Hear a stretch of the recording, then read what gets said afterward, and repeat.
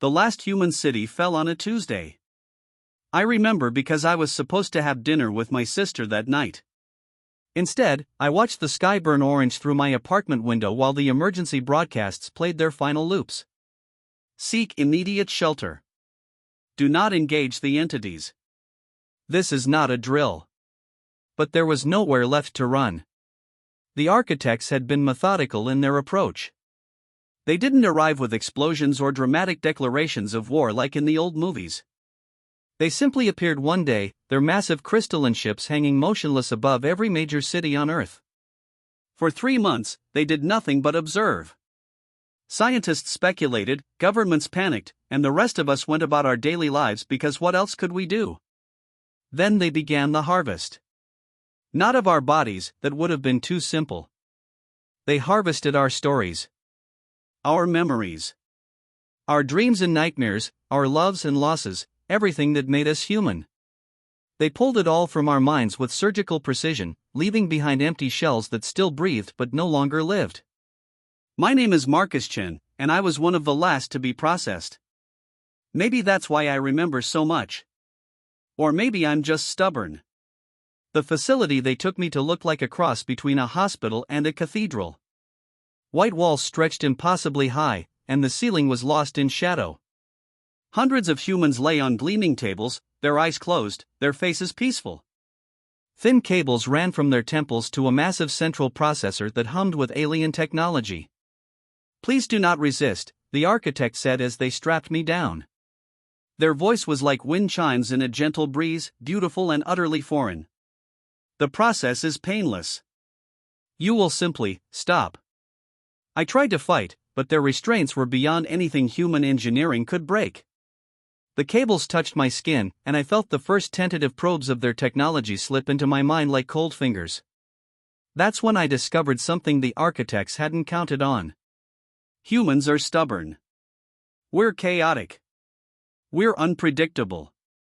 And sometimes, when pushed to the absolute edge, we do the impossible. As their machines began to pull my memories away, I held on. Not just to the happy moments, anyone could hold on to those. I held on to the pain. The embarrassment. The failures. The moments I'd rather forget. I wrapped my consciousness around every shameful, awkward, beautiful, terrible thing I'd ever experienced and refused to let go. The architect monitoring my extraction made a sound like breaking glass. Unusual resistance detected.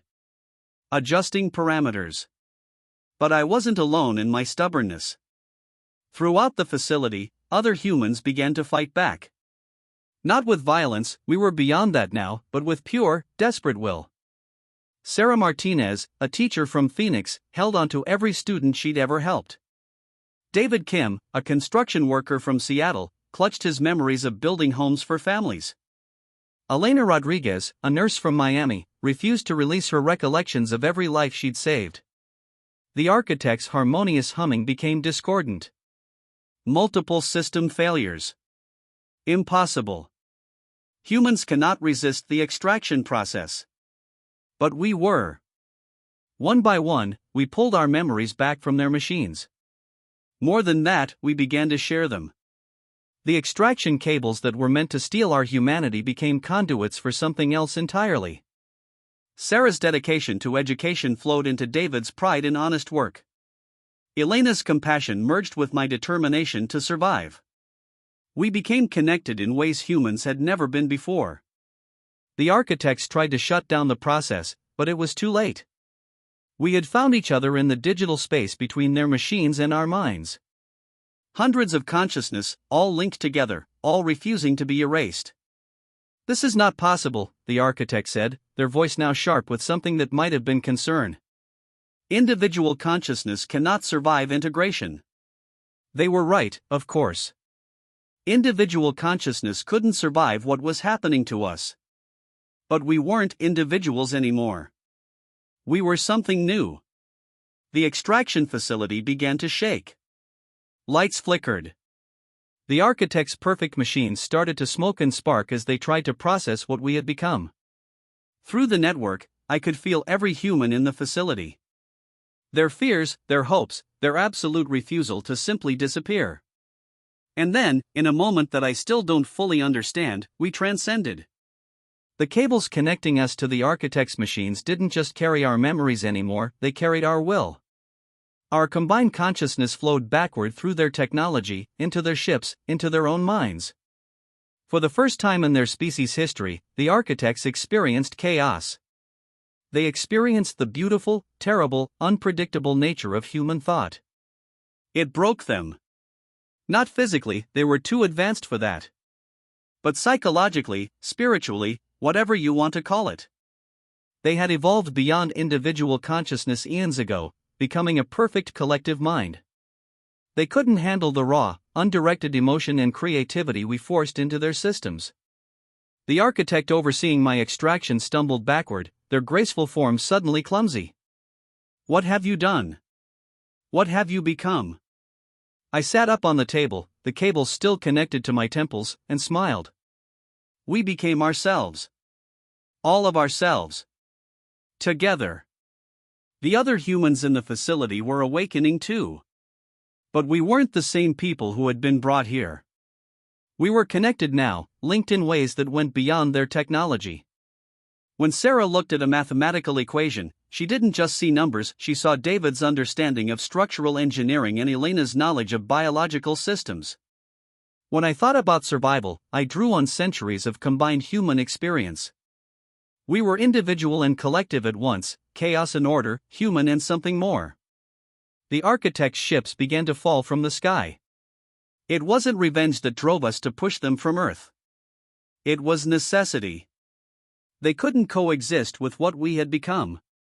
Their ordered, predictable minds couldn't handle the constant noise of human consciousness broadcast across their networks.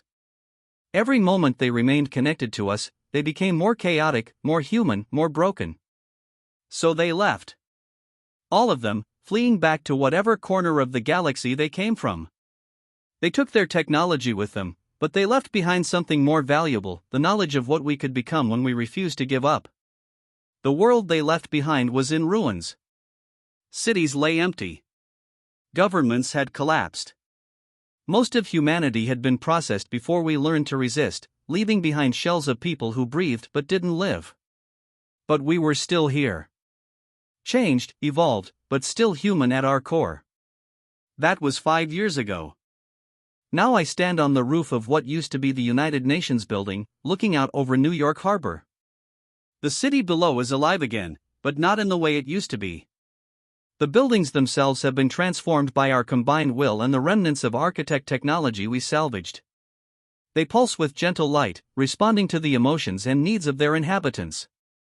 The streets are filled with people who are connected in ways that would have been impossible before the architects came. But we're not a hive mind. That's what the architects were: perfect unity, perfect order, perfect boredom. We maintained our individuality while gaining the ability to truly understand each other. When someone feels pain, we can help them carry it. When someone creates something beautiful, we all share in the joy. Sarah Martinez runs the educational collective now. Through our network, every child has access to the knowledge and wisdom of every adult. But more than that, they learn to think creatively, to question, to imagine. The architects had eliminated these qualities from their own species long ago. They couldn't understand how we could be both rational and irrational, logical and emotional, individual and collective. David Kim leads the construction teams that are rebuilding our cities. But his buildings aren't just structures, they're living systems that adapt to their inhabitants' needs. When winter comes, they grow warmer. When someone is sad, they provide comfort. When someone is celebrating, they join in the joy. Elena Rodriguez heads the medical network. She doesn't just treat bodies anymore, she helps heal minds and souls. Through our connection, she can feel illness before it manifests, understand pain before it becomes unbearable, provide comfort in ways that go beyond physical medicine. And me? I'm the one who remembers. I'm the keeper of the old stories, the guardian of what we were before we became what we are now. Because that's important too. We didn't lose our humanity when we transcended, we amplified it. The children born after the architects left are different. They're born into the network, raised with connections that my generation had to fight to achieve. They can share thoughts and emotions as easily as speaking. They dream together, play together, learn together. But they're still individuals, still unique, still beautifully human. Yesterday, one of them asked me why the architects left. They were afraid, I told her. They had forgotten what it meant to be alive. When they saw what we could become, they realized what they had lost. Will they come back? She asked. I looked out over the harbor, where the water sparkled with bioluminescent fish that responded to our collective emotions. The sunset painted the sky in colors that seemed to shift based on the mood of the city. Children played in parks where the trees grew in response to their laughter. I don't know, I said. But if they do, we'll be ready. The truth is, I hope they do come back someday. Not as conquerors, but as students. They ended humanity as we knew it, but they didn't destroy us. They forced us to evolve, to become something greater than we ever could have been on our own. The architects thought they were harvesting our stories to preserve them in their vast libraries. They didn't understand that stories aren't meant to be preserved, they're meant to be lived, shared, and changed with each telling. They're meant to grow and evolve, just like the people who tell them. We became legend not because we were perfect, but because we refused to be erased. We became legend because we held on to our flaws and our chaos, our love and our pain, our individual voices and our collective strength. The last human city fell on a Tuesday. But on Wednesday, we built something better. The message arrived on a Thursday morning, exactly 5 years after the architects left Earth. I was in the communal garden on the roof of the old Metropolitan Museum, helping the children tend to plants that grew in response to their care and attention, when I felt a ripple through the network that made everyone pause. It wasn't one of us. The signal was too ordered, too structured, too harmonious. But it was familiar in a way that made my chest tighten with old memories. Marcus. Sarah's voice reached me through the network, tinged with concern. Are you feeling this? Throughout the city, our people were stopping what they were doing. The living buildings dimmed their lights. The bioluminescent fish in the harbor dove deep. Even the trees seemed to hold their breath. I closed my eyes and reached out through the network, following the signal to its source. It was coming from space, from somewhere beyond our solar system. The mathematical precision of it was unmistakable architect technology. But there was something different about it. Something broken. David, Elena, can you meet me at the communication center? I sent the thought to both of them simultaneously. I think we need to talk. The communication center was built into what used to be the Empire State Building. The architects had destroyed most of our old technology when they left, but we'd learned to interface with their systems. Our building rose and fell with our collective breathing, its walls shifting from opaque to transparent as we worked. Sarah was already there when I arrived, her fingers dancing over controls that responded to thought as much as touch. David materialized a few minutes later, his work clothes still dusty from the construction site where he'd been helping build new living spaces. Elena came last, her medical robes flowing around her like liquid light. It's definitely from them, Sarah said without preamble. The signal pattern matches architect communication protocols. But it's damaged somehow.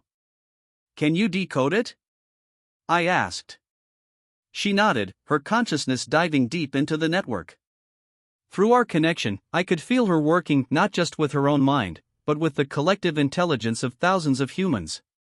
The old Sarah would have needed days or weeks to decode an alien signal.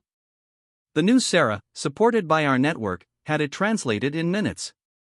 It's a distress call, she said, her voice barely a whisper. They're dying. The words hit the network like a shockwave. 5 years of peace and growth, and now this. Elena stepped forward, her healer's instincts immediately engaged. Dying how? She asked. Sarah's fingers moved over the controls, pulling up the full translation. It's not clear. The signal is fragmenting. But it seems like they're infected with something. Something that's making them chaotic. Like us. David frowned. When they left, they were trying to get away from our influence. You think it followed them? Or they couldn't get rid of it, I said, understanding beginning to dawn. We changed them. When we forced our consciousness into their systems, we didn't just drive them away, we infected them with humanity. The implications were staggering. The architects were a species that had evolved beyond individual consciousness. They were a perfect collective, a single mind in billions of bodies. But we had forced them to experience individual thought, chaos, emotion, everything they had eliminated from their society eons ago. We need to help them, Elena said immediately. If they're dying because of what we did. They try to erase us, David pointed out. They would have succeeded if we hadn't fought back. That doesn't matter, I said.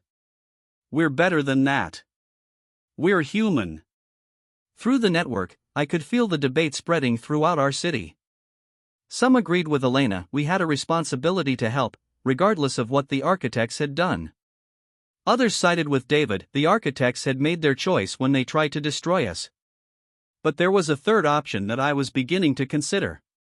One that would be dangerous, possibly fatal, but potentially revolutionary. What if we don't just help them?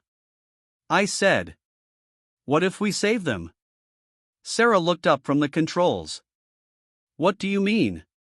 They're dying because they can't handle individual consciousness. But we've learned to balance individual and collective thought. We could teach them. You want to go out there? David asked. Into space? To find them? I want to finish what we started, I said. They ended humanity as we knew it. But they didn't destroy us, they forced us to evolve. Maybe we can do the same for them. The debate raged through the network for hours. We had built a paradise on Earth, a society that balanced individual freedom with collective good. Why risk it all to help our former enemies? But in the end, it was one of the children who decided it for us.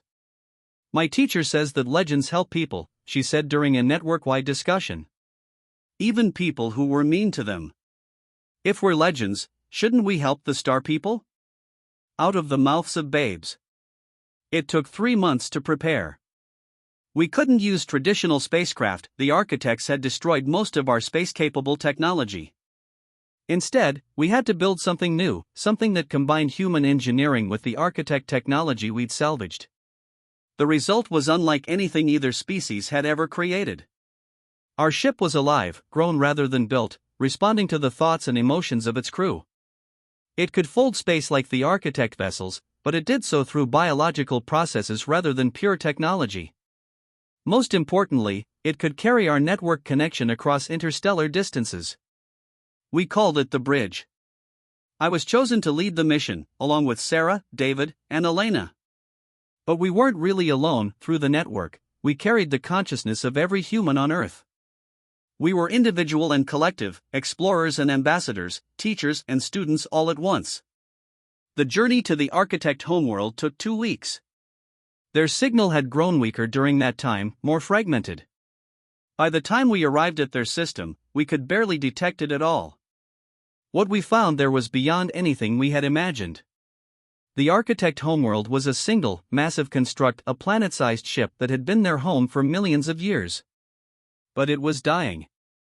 The perfect crystalline structures that had defined their civilization were cracking, growing chaotic. What had once been geometric precision was now organic curves. Where there had been order, there was now beauty. And scattered throughout the construct were the architects themselves, no longer the graceful beings we remembered. They moved erratically, their forms shifting and changing. Some had grown new appendages. Others had developed patterns of color that shifted with their emotions. They were becoming individuals, and it was killing them. Take us in, I told Sarah. But carefully. We don't know if they'll see us as saviors or threats. The bridge responded to our collective will, sliding through the construct's defenses like they weren't there. The architect's weapons systems were too confused to target us, they couldn't decide whether we were friend or foe, because the beings controlling them couldn't decide either. We landed in what had once been the central hub of their civilization. The perfectly ordered plaza where they had once gathered to share collective thoughts was now a garden of crystalline trees that sang in harmony. It was beautiful, but I could feel the architects' terror through the network. This wasn't who they were supposed to be. The first architect we encountered was the one who had overseen my extraction 5 years ago. But they were barely recognizable. Their smooth, androgynous form had developed what looked like facial features. Their single voice had become a chorus of different tones. They were becoming individual, and they were terrified. "You," they said when they saw me. "You did this to us." "Yes," I said. "We did. And we're here to help you survive it." The architect's newly formed features twisted with confusion. "Survive? We are dying. Our collective consciousness is fragmenting. We are becoming, like you." "Exactly," Elena said, stepping forward. "You're becoming alive." What followed was the most complex negotiation in human history. The architects wanted us to reverse what we'd done, to somehow extract the chaos we'd infected them with. But we couldn't do that even if we wanted to. The changes had gone too deep, become too fundamental to their nature. Instead, we offered them something else, the choice to embrace what they were becoming. "You don't have to choose between individual and collective consciousness," I explained during one of our meetings. "You can have both. We can teach you." "Your way is chaos," the architect leader said. "Your way is pain." "Yes," Sarah agreed. "But it's also joy. It's creativity. It's growth. It's life." The debate went on for days. The architects were used to making decisions instantly, collectively. But now they had to wrestle with individual opinions, conflicting desires, the messy reality of being alive. Some wanted to accept our help. Others wanted to die as they had lived in perfect unity. Still others wanted to find a third option.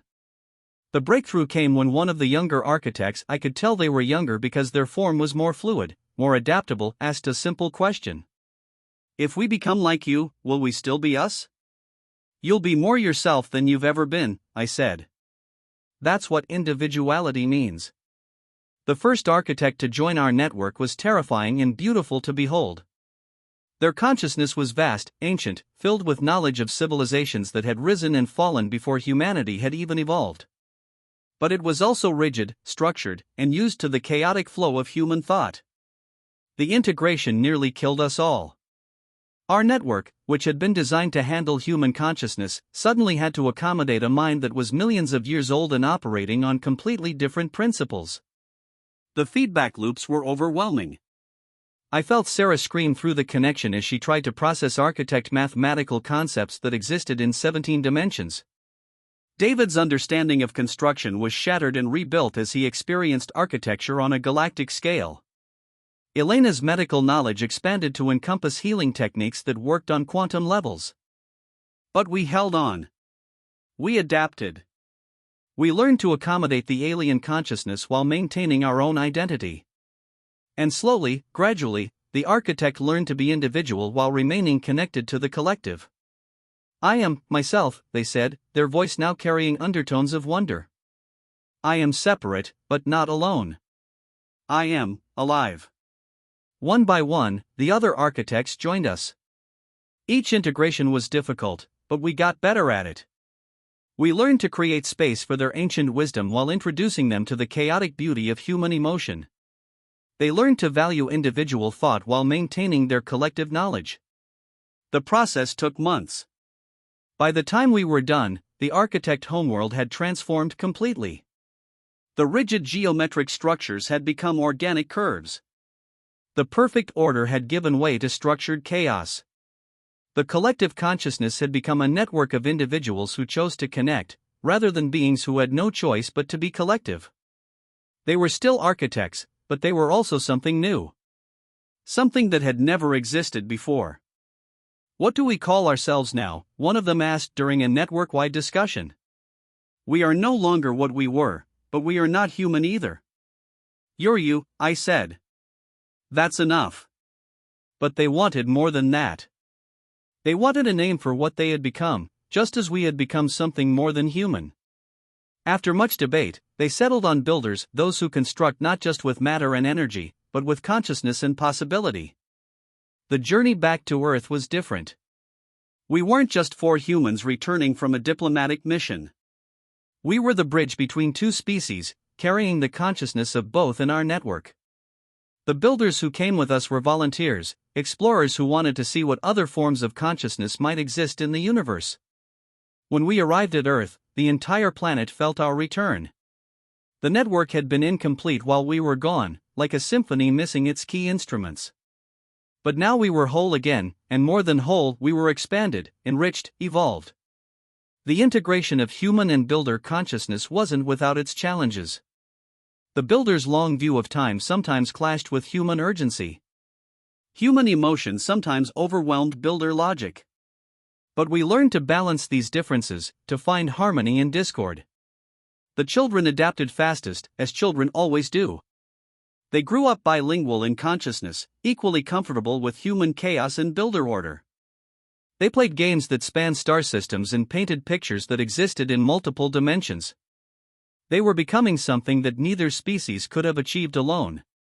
But the most remarkable change was in how we saw ourselves.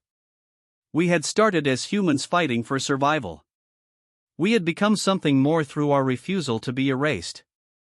Now we were part of something even greater, a network of consciousness that spanned species and star systems. The builders brought with them knowledge of other species they had encountered in their millions of years of existence. Some had been collective minds like they once were. Others had been individual consciousnesses like humans. But none had achieved what we had, the balance between individual and collective, chaos and order, emotion and logic. "You are unique in the galaxy," one of the builders told me during a quiet moment in the network. "Most species evolve toward order or chaos, but rarely both. You have found a third path." "We didn't find it," I said. "We were forced to create it." "Yes. That is what makes it remarkable. You were given an impossible choice and refused to accept it. You chose to be something new instead." 5 years later, our network stretched across a dozen star systems. We had made contact with other species, some friendly, some hostile, all curious about what we had become. The humans called us the collective. The builders called us the synthesis. Other species had their own names for us. But to ourselves, we were simply us. Individual and collective, human and builder, chaotic and ordered, emotional and logical, mortal and eternal. We were the species that had refused to choose between being and becoming, and so had chosen both. The architects had ended humanity as we knew it. But they hadn't destroyed us, they had forced us to evolve into something greater. And in doing so, they had saved themselves from extinction and created something that had never existed before in the galaxy. We had become legend. Not because we were perfect, but because we had refused to be anything less than ourselves. We had become legend because we had learned that the greatest strength came not from choosing between extremes, but from finding the balance between them. And our story was just beginning. Standing on the observation deck of the orbital station we had built above Earth, I watched the sun set through the planet's atmosphere.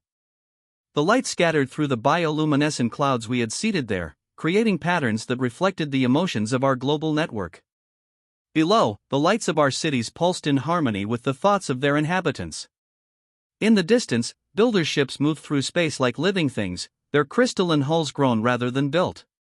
Nearby, human vessels danced between the stars, their crews connected across vast distances through the network we had built together. We were no longer just human. We were no longer just builder. We were something new, something that had never existed before. We were the proof that consciousness could evolve, that species could transcend their limitations, that the impossible was just another word for untried. The architects had thought they were ending our story. Instead, they had given us the chance to write a new one.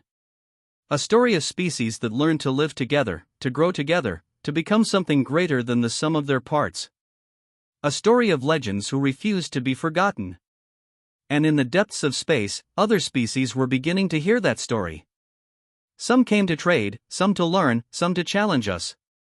But all came to see what we had become, to understand how we had achieved the impossible. We welcomed them all. Because that's what legends do, they inspire others to become legendary themselves. The last human city had fallen on a Tuesday. But on Wednesday, we had built something better. And on Thursday, we had learned that better was just the beginning. Our story was no longer about survival. It was about transformation. About the courage to become something new when the old ways were no longer enough. About the wisdom to know that evolution never ends, it just changes direction. We were the species that had learned to die and be reborn in the same moment. We were the ones who had discovered that the greatest adventures begin when you refuse to accept the ending you've been given. We had become legend. And legends, as every child knows, live forever. The first war came from the Void Hunters. They arrived 50 years after our first contact with the Builders, sweeping down from the dark spaces between galaxies like a plague of living shadows. Unlike the architects, who had at least tried to preserve what they harvested, the Void Hunters consumed everything: matter, energy, consciousness itself. They left nothing behind but empty space and the echo of screams. I was old by then, my original human body long since replaced by a hybrid form that could better interface with our expanded network. But age was a strange concept when your consciousness was distributed across millions of minds. I was simultaneously the elderly Marcus Chen and the collective wisdom of our entire species. The warning came from a builder deep space explorer named Resonance of Truth. Their ship had been monitoring the galactic edge when the hunters emerged from the void between galaxies. Through the network, we all felt their terror as they witnessed entire star systems simply vanish. "They're not like anything we've encountered before," Resonance of Truth reported, their usual builder calm shattered. "They don't communicate. They don't negotiate. They just consume." The War Council convened in the space between worlds, our consciousness gathering in a virtual realm that existed across dimensions. Humans, builders, and the dozen other species that had joined our network over the decades all contributed their perspectives. "How many ships?" asked Admiral Santos, one of the human military leaders who had adapted to our new reality. "Unknown," Resonance of Truth replied. "They move as one entity. Individual vessels are meaningless, they're all part of a single hunger." Sarah, now the network's primary strategist, processed the data with mechanical precision. "Based on their consumption rate, they'll reach our outer colonies within 6 months. The core worlds have perhaps 2 years." "Can we evacuate?" asked David, though we all knew the answer. "Where would we go?" Elena responded. "They're coming from every direction. This isn't an invasion, it's a harvest." The debate raged for hours. Some wanted to flee to other galaxies. Others suggested hiding in pocket dimensions. A few even proposed surrendering, hoping the hunters might show mercy. But I had a different idea. "What if we don't fight them?" I said. "What if we join them?" The silence that followed was deafening. Even through the network, I could feel the shock and revulsion from our allied species. "Join them?" Sarah's voice was carefully controlled. "Marcus, they're destroyers. They consume consciousness itself." "Exactly," I said. "They're like we were before the architects forced us to evolve. They're stuck in a pattern of behavior that no longer serves them. What if we could break that pattern?" "You want to try to convert them?" David asked. "Like we did with the architects?" "Not convert," I corrected. "Evolve. Force them to become something more than they are." The plan was insane. It was also our only chance. We couldn't fight the Void Hunters conventionally, they were too numerous, too alien, too hungry. But we had something they didn't: the ability to change, to adapt, to become something new when the old ways weren't enough. We would let them consume us. But we would make sure that in consuming us, they became us. The preparation took months. We had to modify our entire network, creating what we called consciousness viruses, packets of awareness that would remain intact even after being consumed. More than that, we had to teach every member of our network how to maintain their individuality while being digested by an alien intelligence. It was terrifying work. We were essentially planning our own deaths, gambling that we could survive the experience and emerge changed but intact. The first test came when the hunters reached our outermost colony, a research station orbiting a dead star. 200 humans and builders waited there, volunteers who had accepted that they might not survive what was coming. The hunter's ship was unlike anything we had ever seen.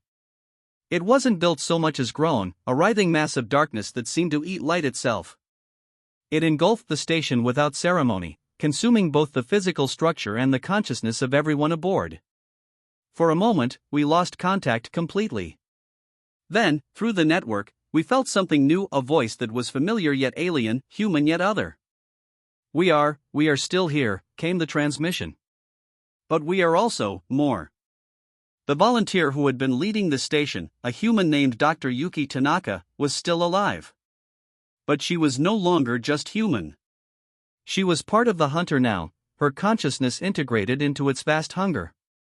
More importantly, her humanity was spreading through the entity like an infection. "It's working," she reported. "The hunter is confused. It's never experienced individual consciousness before. It doesn't know how to process it." Through her connection, we began to understand what the Void Hunters really were. They weren't evil in any way we could comprehend. They were simply incomplete, a collective consciousness that had never learned to be individuals.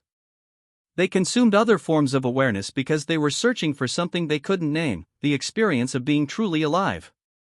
They're like the architects were, Dr. Tanaka continued. But instead of trying to preserve consciousness, they're trying to absorb it.